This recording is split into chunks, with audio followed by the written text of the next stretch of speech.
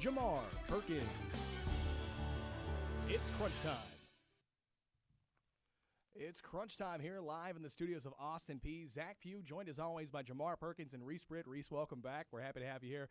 Guys, we got to jump straight into it. How was your weekend, Reese? We'll start with you. Yeah, it was good, guys. I'm glad to be back. I know golf's taken up quite a bit of my time, but that's kind of what it is, being a Division I athlete. So they get the first say. Yeah. But weekend was good. Sunday just kind of chilled out. Saturday we had some golf qualifying practice, so didn't get to really chill out much. But that Sunday really helped. Yeah. What about you, Jamar? It was nice. Made my baseball play-by-play debut. Got to call some Austin Peay baseball. That was fun. Unfortunately, missed some college basketball TV because of doing it, but it was worth it. I got to see some highlights and some stats. But Zach, what about you? I mean, I had a great weekend. It was my birthday weekend. Turning 29 years old, sir. so Yes, I got a sir. chance to. Man. Yeah. Happy belated birthday. Thanks. I appreciate it. It's just great to be here for another 365 days. Yes, sir. Yes, sir. I don't know, man. I'm getting older up there. It's nice. It's a nice change of pace. But I had a great weekend. A chance to spend some time with the family. A chance to celebrate. Watch some really good games. I watched that Duke Arkansas game, which we'll talk about as well. That was on the 26th. So it was interesting. But we're gonna jump straight in here. First thing I want to talk about APSU sports news. I want to congratulate. We're doing the APSU baseball team for getting a new clubhouse, and they're doing the ribbon cutting for the Downey Baseball Operations Center and Clubhouse and the Sean Kelly K Club at 4 p.m. on Friday, April 1st in Lot 50 here at APSU campus. So if you happen to be around Austin Peay State University's campus and you want to check out that ribbon cutting, a lot of stuff going on here for that. The K Club is a premium indoor patio overlooking the Joe Maynard field. Guests of the K Club can enjoy beverages and snacks during the baseball games. It's also a place where the team will meet and have interviews and stuff like that as well. So it's a really good thing, a really good change for the baseball team. I'm happy they're getting that for them, and that's just awesome. You guys have anything for Austin Peay Sports News? I will say the golf team is about to head down to Tunica, Mississippi for I think Moorhead's hosting that tournament. It's a match play, so one will play. I think there's only 8 teams, so one will play 8, 2 will play 7, yada yada yada, and then you'll just go on and historically we're a really good match play team, so we should go down there, have a really good showing there. But other than that, yeah, I don't have anything. Big shout out as far as softball. While we're on the topic, Lexi Osowski, she won OVC Player of the Week. Had two 2-1 homers in 2 different games, so big weekend from her against Moorhead State. Oh yeah, for sure. And I know our softball team is doing okay. They're not doing bad. They're doing better than the baseball team is right now. I know that for sure. You didn't have to say that. But no, I didn't. But I am. That's what I'm known for. We real over here in crunch time. Yeah, right. We got to be real, right? With this no pulled punches whatsoever here on the show. But we're gonna go straight into college basketball. A lot happened over the weekend. We're not a daily show, unfortunately. I think if we were, we'd have a lot to say and talk about when it comes to these games. But we're going to recap the Sweet 16 and the Elite 8 for college basketball because the NCAA tournament, March Madness, still going on. The biggest things for me for these games, I mean, obviously Texas Tech 73, Duke 1-78. That was a game that we kind of predicted was going to happen. Texas Tech just doesn't line up really well against Duke. Houston to Arizona, that's a shocker. 72-60. Did either of you guys get a chance to catch the highlights for that game? Yeah, I caught it a little bit, and Arizona just ultimately didn't play their game. They've got unlimited size underneath with Coloco and their big post players, but their post players didn't play well. Their number 1 guy, Benedict Mathurin, he didn't play good either. I think he had 5 points, what you were saying, Jamar, in the first half. Shooting 1 for 5. It was tough in the first half. And to talk about height and stuff like that, something I noticed from that game that I don't remember the player's name for Arizona that's just obscenely tall. Coloco. Yeah, probably Coloco. He's like 7'1" or Question, something like that. What happened to putting hands up in basketball? Did it just get forgotten these last few years in college basketball that putting your hands up at least gives a chance to block a shot, or at least one hand? I don't know, something, put your hands up. Dude, Craig, I know that if they're arced and angled, because we talked about this, it's a foul. I learned this from you when we were calling games and stuff like that. If they're not straight up, there's a chance that we can call a foul on it. But at least put the pressure up. Heck, if you have your hands up, you at least get almost a chance to touch that net. Dude, what are you doing? Yeah. I think there were plenty of times in that game that if he just put one hand up, a finger, it's something. Really hard. I feel like in college it's a lot more little lob threats now. We're seeing a lot more alley-oops in college as far as I think playing post in high school, one of the hardest things is when your player on the offense, your player on your team gets beat off the dribble, and you have your man right next to you, and that person challenges. It's a decision, because if I go up and try to contest, then my dude's going to be wide open. If I stay there, he's going to get – that's one of the hardest things, I think, for a post player. That's probably where the struggle came. But, yeah, I mean, looking at it, too, I know we talked about are we still talking about Sweet 16 games, right? Oh, we're still talking about Sweet 16 games right now. Yeah, okay, yeah. So can we talk about that Michigan-Villanova game? Yeah, we can talk about the Michigan-Villanova game. We're skipping over one, but I don't mind that. Michigan-Villanova game, 55, Michigan. Villanova 63. It was not the game I expected at all. I thought Michigan was going to come out of this. I really did. Because after beating Tennessee, it's like, how do you not come out of that game? Because there's a different size matchup between the two teams. So and it was the way that Michigan played against Tennessee was just mind-boggling, really. They beat them with posts, size, underneath, and that outside shot. They knocked down some three balls that were huge momentum builders in that game. And so coming into Villanova, I thought they matched up great. Hunter Dickinson underneath.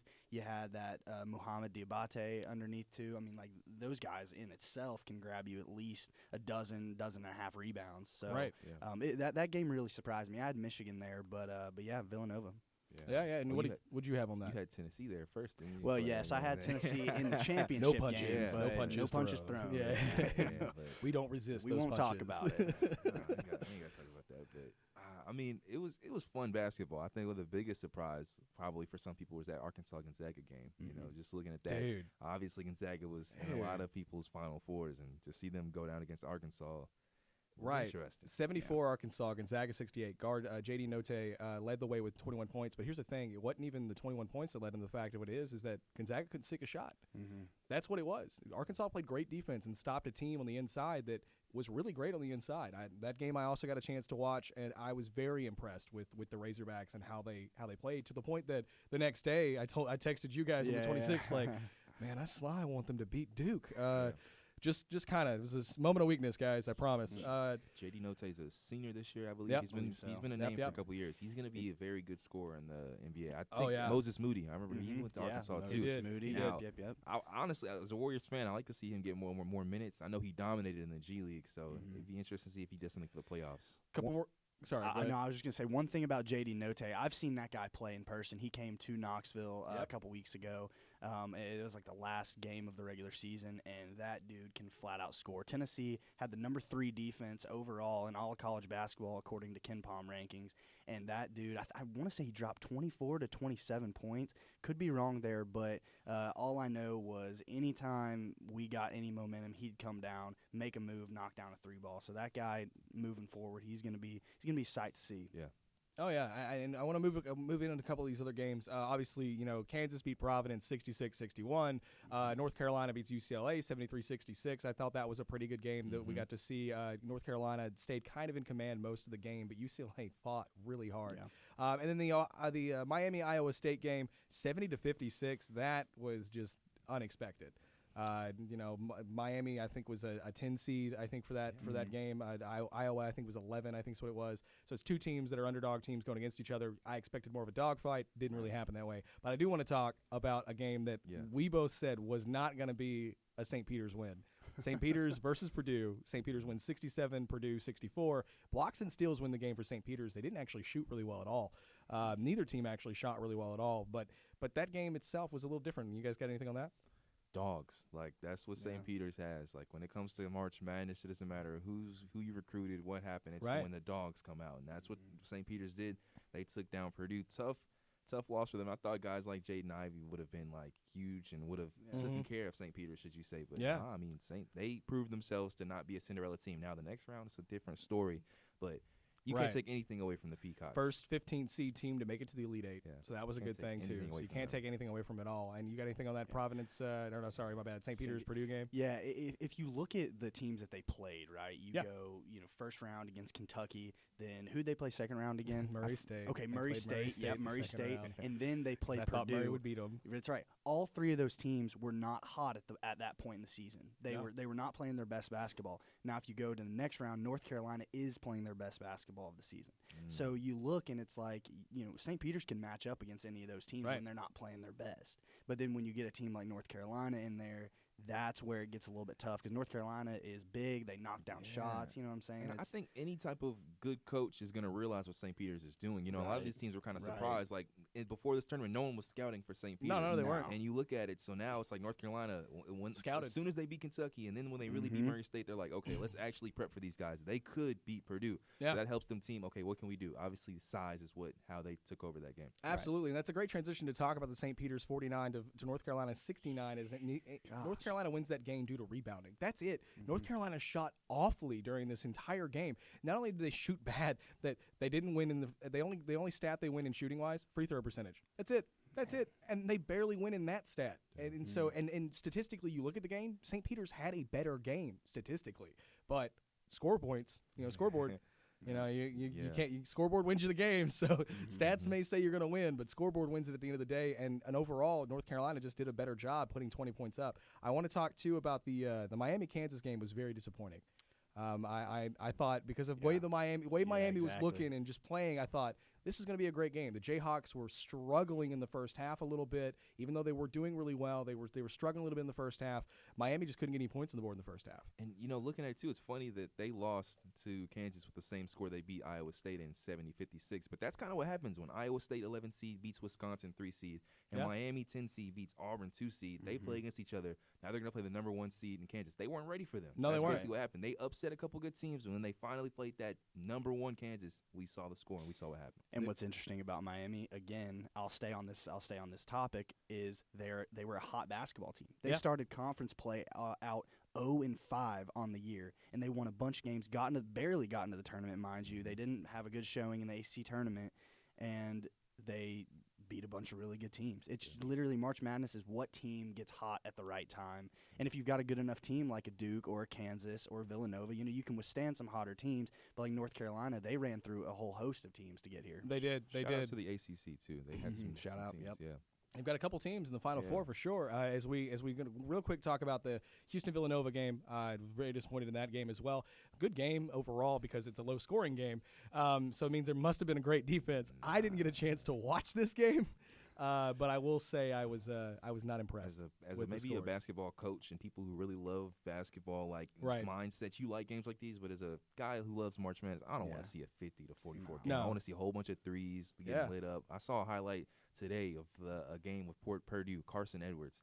Back in his day, man, it was fun to watch because it was a whole bunch of scoring, and I think those are the fun games. And I think transitioning into this Final Four, this Duke and North Carolina game is going to be a dog. Oh, it's going to be a dogfight, and then that's a great transition because obviously Duke makes it past Arkansas 78-69. Arkansas doesn't really do a good job in the second half. That's what loses them the game. They were doing a great job in the first half, but I guess some talks in the locker room didn't inspire the Razorbacks like you thought they would, and they don't come back to beat the Blue Devils. But let's talk about this Final Four because we got a lot much more to talk about throughout today's show.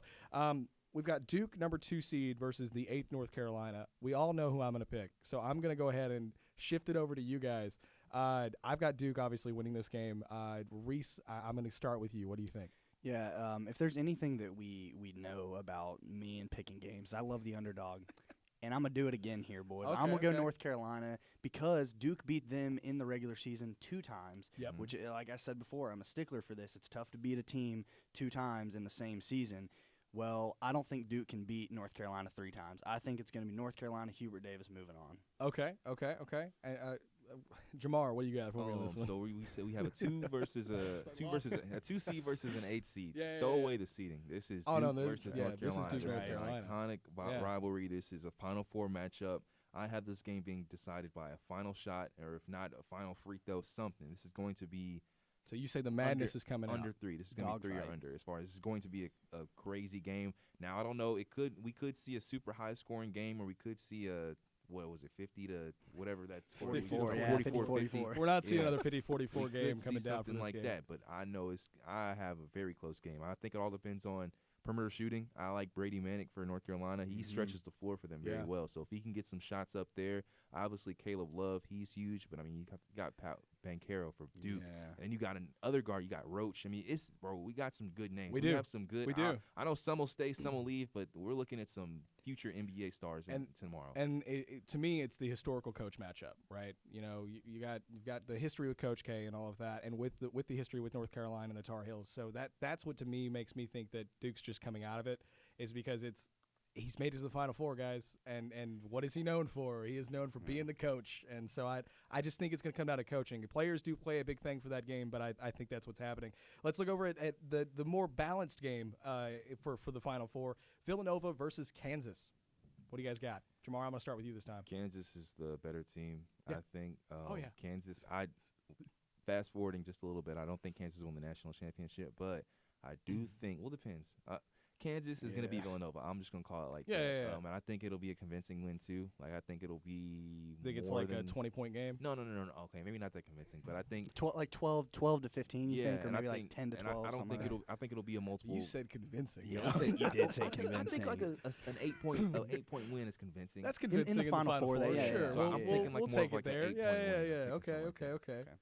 Okay. What do you got, Reese? Yeah, I'm not going to go with the underdog here. I think Kansas is going to win. Ochai Agbaji, he's too good for yes, really for college basketball at this point. He should already be in the NBA. He's got an NBA body. Whatever in that aspect. I think Kansas is probably going to win this game by 10 to 12, 13, 14 points, something like that. I just don't think Villanova can match up with Kansas. After looking at Villanova's history in the Sweet 16 and the Elite 8, 63 points and 50 points. Kansas is 76 points in one game and 66 points in another game.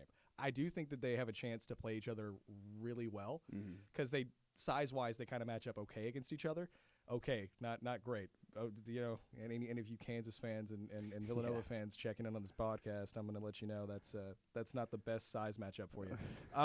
But I think Kansas. I'm going to agree with you guys, and I think this is the first time in show history that we've all three agreed on a pick. Probably not. But at least for this game, for the March Madness, I've got Kansas going too, man. The Jayhawks just look too good on the court to lose to Villanova, but I got them losing to Duke in the final. So that's just me. But moving on. Jump into that. I agree. I have Duke. I have Duke beating North Carolina, but I think it's going to be a very close game. So a final shot for North Carolina. Right. Final shot. So I have Duke beating Kansas. If North Carolina plays, then I have Kansas beating North Carolina. I think Kansas might very well choke it in the final, honestly. I really do. So I think it doesn't matter if it's Duke or North Carolina coming out because it's an opponent that either opponent matches up much better than Villanova matches up to Kansas. Yeah. So I think that's the better aspect. But let's move into NBA real quick. Eastern standings, we have Heat 48, 28, and then we got the Bucks in second, Celtics, Sixers, Bulls, Raptors, Cavs, Nets, Hornets, and Hawks. But it's not the Eastern Conference that I'm really worried about right now. As we look in the Western Conference, the Suns 61-14 and Grizzlies have locked in their playoff contention already. The Warriors in third place right now, dropping some games but still holding third for now. Mavericks, Jazz, Nuggets, Timberwolves, Clippers, and Pelicans, and then the Spurs with a 31-44 record are tied with the Lakers at 31-44, but the Lakers are now on the outside looking in for the playoff picture. So my question to you guys, what's going on? What do you guys think? Are the Lakers out? Are they going to come back? Are they done? Or like how is that rolling out first? That's my first question to you. I want to look too, which after I say this, I'll let Reese talk a little bit. But they have a tough schedule. I'm gonna pull up their games they have at the end of this year. They do have a tough schedule. I'll pull up and see who they're playing. But it depends on LeBron.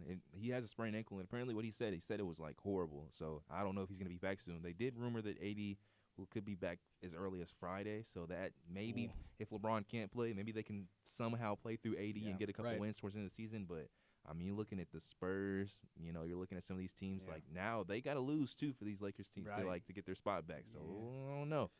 I think what's interesting is you've got the Lakers at 11 with the same exact record as the Spurs now. I mean, there's a lot of teams that are trying to dogpile for this last spot, for these last couple spots really in the Western Conference.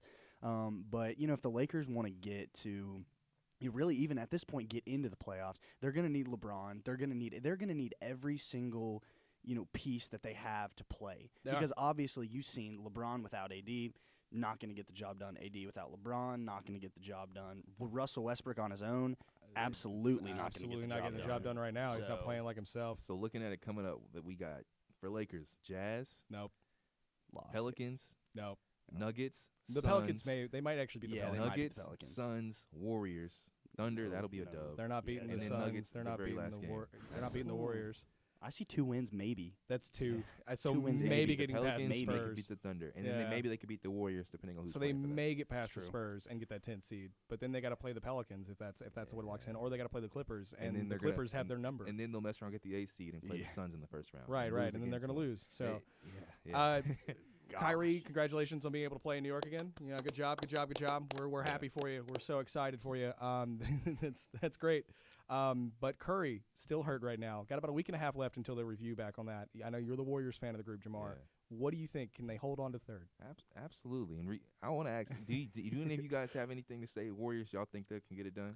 I absolutely think. I think they can hold on to third. Yeah. Okay, third. You don't think they? Can I don't think they can spot? catch second. Hey, what Will Smith say? Keep my team's name out your freaking. I'm just playing.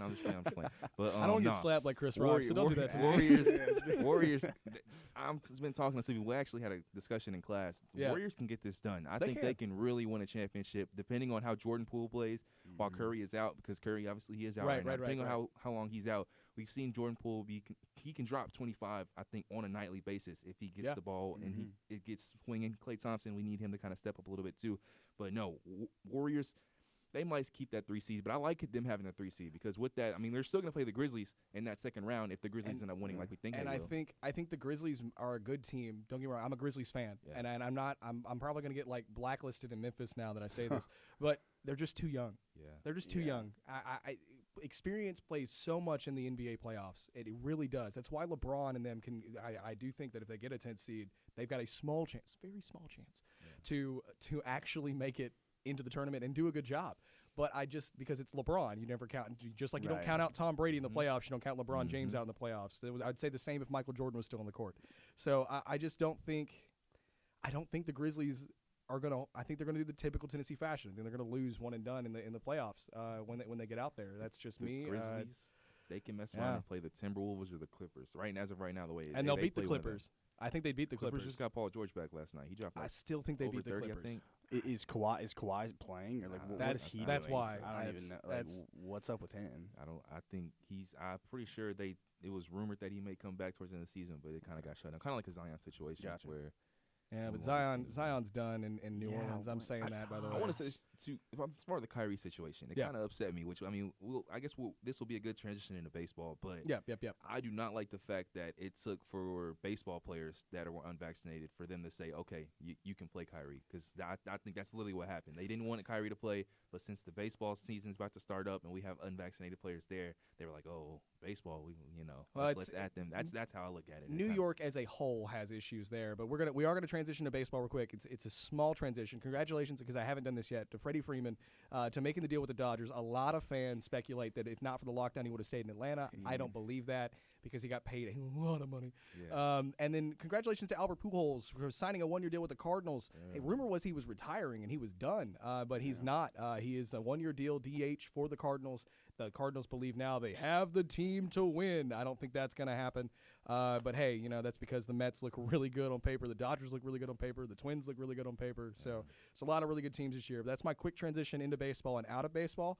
I like to go over to the NFL news because we got a lot to cover here and not as much of a time as I'd like to do this on. So congratulations to the Buffalo Bills. Hey, approved for a 30-year-old deal, $1.4 billion that will be built in Orchard Park, New York, or New Jersey, I think actually is where that's actually going to be. It's not New York where they're going to be, but still, congratulations to the Bills on that, getting a new stadium. I think it's going to be a dome, which is even better for them. Josh Allen already plays really great outside, so I'd hate to see how he plays with a roof above his head.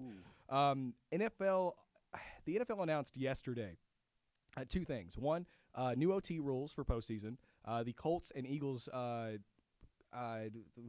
pitches that they submitted for the OT changes have been accepted, but it's only for postseason.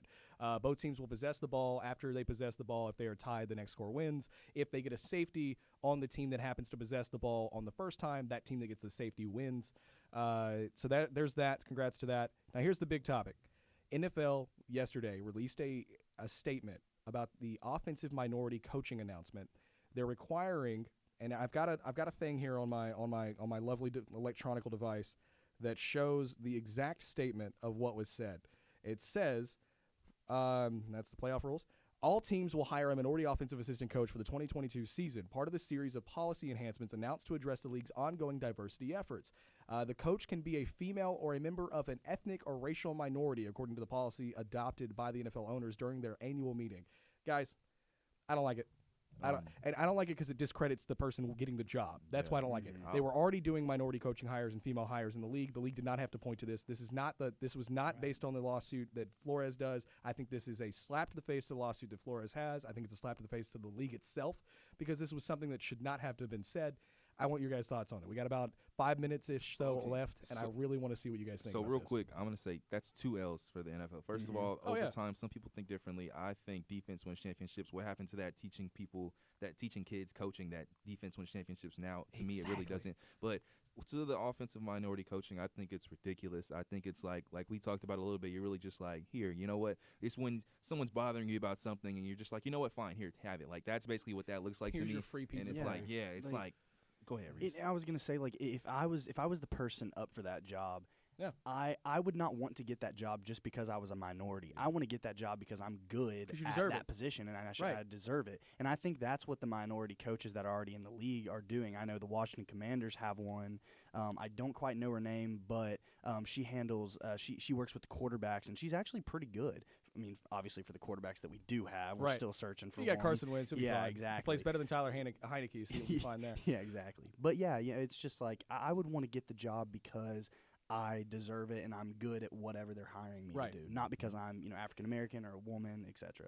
It doesn't make sense to me that you get a lawsuit against you for firing a coach that deserved to keep his job. Right. Deserved to keep his job. Sorry. But you fire that guy, and now he gets hired as a defensive assistant, obviously. He's a defensive assistant. So now you're forcing – you just ignore the whole side of the defense now. It has to be offense. That doesn't make sense to me. It doesn't make sense to me because the league itself has been doing it for the last 5 years. The San Francisco 49ers had a pitch about it. The Arizona Cardinals had it. I think the Raiders have it. I think the Rams have it. I mean, every league has some sort – every team has some sort of a minority hire, according to this little statement, on their team. And I just think that it's a massive miss, as I'm stuttering to even get my words out because of the – anger that I have from the NFL for doing this. This, as a fan of the league, I hate it. Yeah. Because it just takes all credibility away from it. Want to recap real quick. Rumor mill, Bobby Wagner recently visited the Baltimore Ravens, the Los Angeles Rams, and the Indianapolis Colts. He is still in talks with the Ravens and the Rams, but right now, that is where he's looking like to go. Still no word of where Mayfield's going. Cam Newton just came out recently. He's not retiring. He's got teams offering him a job for starting, but he wants to make sure that he goes to a starting position. So he is filtering out a couple of teams. Hey, he also just with overtime just made a 7-on-7 league. I don't know if you guys saw that. Yeah, I saw that too. Johnny Manziel's a part of that. Yeah. So here's my thing, guys. We got about a couple of minutes here. I want to recap. Out of all of the NFL free agency right now, what team has done the best in preparing for the NFL draft that you think? NFL draft. Yeah, looking towards the NFL draft, looking at the team needs, what team has done the best about fulfilling some of their needs and then basing it off what's available in the draft? To you, what team do you think? I've got one. The Denver Broncos. Okay. The Denver Broncos, all they needed to win, in my opinion, was a quarterback. They didn't have one last year. They benched Drew Lock, I believe, pretty early. Teddy. Yeah, for Teddy Bridgewater. Which was stupid. Teddy Bridgewater is not going to win you, playoff games. Not anymore. Exactly, not anymore. Yeah. So they established what they did at quarterback, getting Russell Wilson. Mm-hmm. They've got great playmakers on the outside, Jerry Jeudy. They've got Cortland Sutton coming back. Yep. The backfield is they just lost Melvin Gordon, but you can draft for a running back. Draft offensive line in the first. In that, I guess they have a second-round pick now. Yeah. You can. They've set themselves up for defense too. You can take a defensive player in that second round, and second rounders are going to start right away, in my opinion, for them. Right, Jamar. We don't have much time left, but what team do you think out of all of them that set themselves up? I like the Bengals because I feel like offensive line was what they needed, but they got some offensive pieces already in free agency, so they're kind of taking care of what they needed in the draft already. So I like that. I like that as well. I think, honest truth, I hate to say it, I think the Bengals have set themselves up the best right now. Even though I'm a Ravens fan, I think draft pick capital-wise, the Ravens have like 14 or 15 picks. So for me, that's amazing. But obviously not a lot of preparation done. A reminder, you can check us out on APSU CrunchTime at Twitter and on Instagram. Find us there and ask us questions. We'll be happily able to answer any questions that you happen to ask us or answer some of the questions that we're asking you through social media. You can find all those links on our Podbean account at APSU CrunchTime at podbean.com as well, or find us on YouTube at APSU-TV as well for that. It's been a great time being able to be here with you guys this week for Crunch Time. Thank you guys for taking your time out. Big thanks to Joanne and Wicks and David Ellison as well for helping us set up. Steve Sawyer, obviously, for helping us run this as well, and Doc Fee for letting us use the studio. We'll see you next week for another great episode of Crunch Time.